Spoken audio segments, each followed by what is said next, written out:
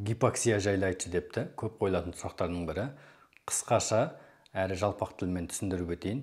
Гипоксия дегеніміз балаға іште жатқанда оттегінің жетіспеушілігі. Оның ауыр түрі және жеңіл түрі болады. Точносын дәрігерлер анықтайды. Белгілері: бала тынымсыз болады. Және де жылаған кезде аузының айналасы көгереді. Еріндері дірілдейді. Кожасы мраморный болады. Баланың аяқтарының ұшымен тұрады.